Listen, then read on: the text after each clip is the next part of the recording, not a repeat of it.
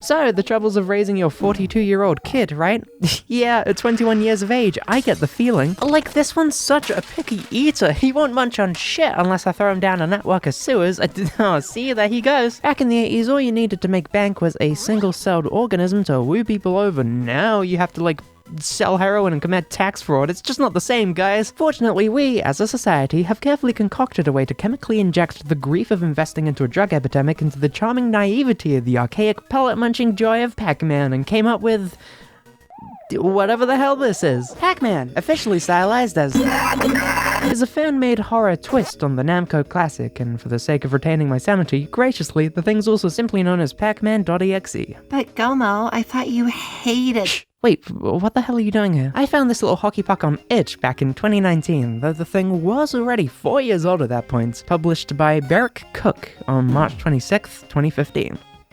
Yeah, I've been traumatized up until this point. Took me 4 years to make a review. The plot goes that, locked in the safe in the back of an old arcade, lay dormant a damaged game board with the supernatural ability to leave its players severely maddened upon completion, which is why the ROM was promptly dumped onto the World Wide Web for anybody with an internet connection to access with ease. Yeah, ooh, scary, hyper-realistic Pac-Man, suck my nuts. Yeah, I know, the concept's about as goofy as any other .exe game, but before revisiting this flick, it's important to note how Pac-Man, as a concept by default, lends itself to the horror genre strangely well. Not that Pac-Man's any stranger to spooky internet parodies, guess which 7-year-old was hooked on this shit back in 2009, but outside of the countless gritty reboots, cause nothing is sacred, I'd argue that the fundamental building blocks were absolutely there. As much of a stretch as it may be, hell yeah, a game featuring everyone's favorite bloodshot bacteria trapped in an endlessly repeating, claustrophobic, haunted labyrinth with no means of escape, outnumbered 1 to 4 with the only way to break the cycle being to commit yourself to an early grave, or write it out 256 times till the fabric holding your world together unthreads itself into meaningless corrupt data, freeing you from eternal doom? How is this not the world's first survival horror? Well, duh, because the original arcade game didn't cast mental torment onto you. Thank God for the fans. Alright, enough waka waka, let's jam. Insert coin?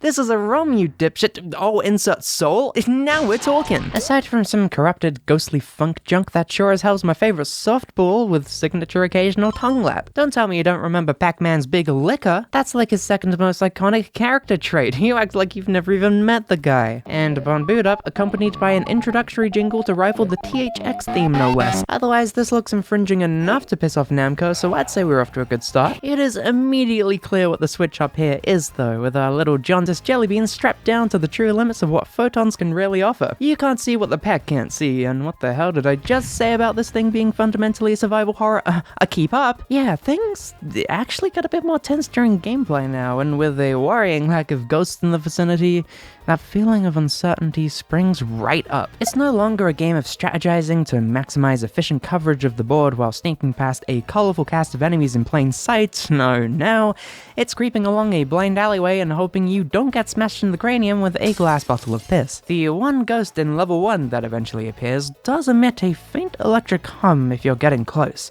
in order to give you a general idea of where it's wavering around relative to you, which can aid you in making a left turn if it's not worth risking a quicker pellet cleanup if you're low on lives. Ultimately though, the idea of this thing working like a restricted version of Pac-Man, forcing you to work your way around each maze with heavily limited vision, I mean, it's a simple mechanical tweak, but one that does greatly impact the experience, making each move potentially your last. There's a heftier focus on risk-taking here, with the game having you anxiously peering around each corner of the labyrinth at the possible cost of running straight into a real fucked up M&M. Power pellets also function totally uniquely from the arcade classic.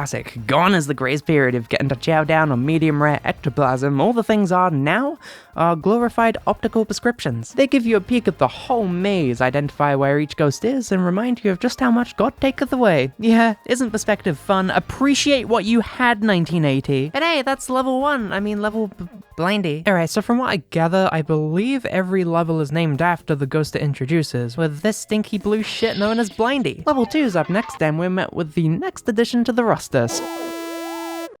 Screamy, its name's Screamy. Admittedly, the coolest design of the bunch, flicking between its bog standard design and Death and Decay, it will roam the maze till it's able to make a direct line of sight with Pac-Man, at which point, spin dash activate. Slendy, ghost number 3, seems to teleport around the map, halting the game's audio if it happens to stick too near to you. It won't fling itself towards you like Charge and Shock over here, but the longer you remain in its line of sight, the more it begins to contract just a colorful array of skin diseases, becoming more and more dangerous and teleporting much closer in order to trap you.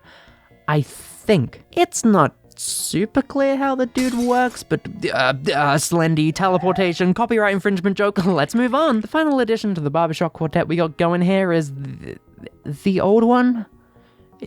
It's a fucking Mario blooper. And that's the roster. Bitch. As much as I've dunked on these guys, I did find their attack patterns and the sheer variety between them to synergize fairly well, prioritizing slower and more carefully calculated movements to fit more of that slower-paced, risk-taking spin on the classic Pac-Man formula. You won't have a myriad of ghosts chasing you down blinds like before, instead, each one practicing some unique and far more methodical ways of trying to catch you out in this very differently constructed gameplay experience. One thing I really do love though is that the game was able to incorporate a super authentic aspect of ye old retro gaming that wasn't nearly as much a factor in the original game as it was in a lot of other titles released at the time, that being the amount of fucking bullshit. Bullshit, every video game prior to 1991's got a blood-bound contract to it, and any game past that date is still susceptible, like a failed quarantine.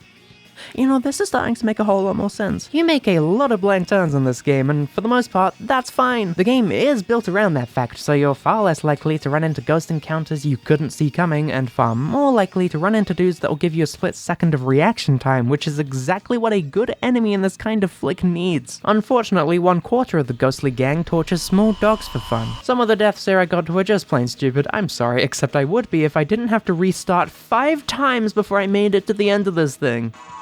No, don't mind me. I'm just inventing a way to revive the dead so I can dissolve the ghost's corporeal form in acid to kill them again. Screamy, you son of a bitch, I should have never underestimated the true power of a fast red being with sentience. That's copyright strike number 2. And finally, level 5 is the final traditional level here, and the geometry just sorta kinda gives up. You have to feel your way around the goddamn map, and I don't know, it wasn't that bad actually. I mean, I got my ass handed to me slightly, but if you can rack up enough lives in the first few stages, it is easy enough to brute force your way through the thing, and with that, not the end of the game. Level 6 has you clearing a maze totally devoid of any— Jesus shit, it's a shape! Completely out of nowhere, we're being hunted by growth hormones with our measly attempt to outpack the thing totally in vain, as he catches up to us regardless and 256s our ass, at which point we're thrown into a total first-person POV of Pac-Man, grounding us to the horrors that the little guy himself has endured the entire time. And it's pretty tense, navigating a network of endlessly tight tunnels and passages, the echoes of our inevitable demise chomping away in the distance, with no hope for stage completion, or for that matter, survival.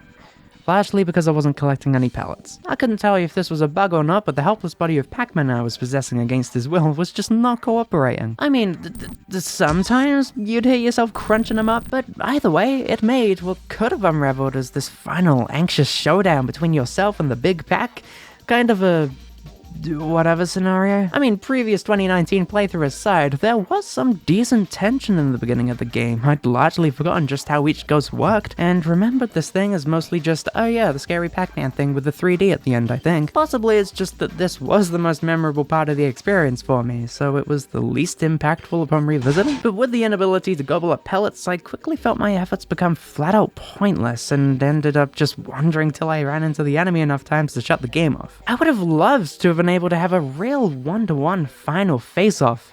A functionally stripped down face-off that incorporates close to none of the enemy mechanics of the meat of the game, albeit, but I think if simple, effective spooks are what you're going for in this type of romp, dropping you into a first-person perspective that the levels prior could only emulate through a top-down, intentionally obscured view of your surroundings is a really cool idea, giving you the literal field of view your main characters had this whole time. I think clearing a level like this against that final boss, maybe throwing in some extra kerfuffles here and there to shake things up and keep things interesting in this already ripe for potential scenario, would have been a fantastic way to end things off, but hell no. You just have to die to the dude to exhaust your lives and cut the experience a tad unsatisfyingly. Just like this review, baby! I'm kidding, but wouldn't that suck dick? Pac-Man.exe, this thing was silly, but it did the impossible.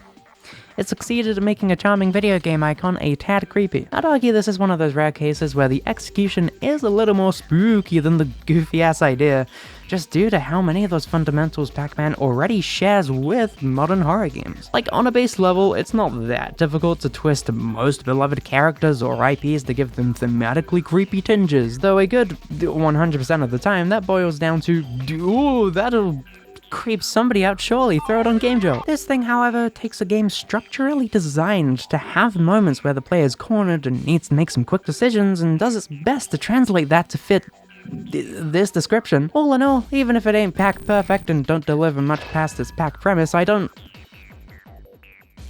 special interesting know, but at least as far as my queer little heart goes, it's hard not to feel the grandiose kick in the nuts nostalgia that fan-produced Pac-Man garbo gives me. It's some of the first content I ever experienced on the net, from god-awful parodies to gritty over-the-top IRL Pac-Man short films, and to this one rap song I got yelled at by my 9-year-old cousin for showing him at the time because it had the... It had the fucking S-word in it, dude. Pac-Man.exe embodies a hint of that era for me, and stands out on its own nonetheless. It's some good, simple horror with a few minor setbacks, yes, but has the potential— oh, there's all that potential. Yeah, Pac-Man horror games aren't that rare. Go packing figure. Shit, this one operates on all 3 axes. Well, you know what? Those probably don't feature a stoned little hockey puck with a parasitic tongue that swims in sewage water. They don't know what they're missing out on.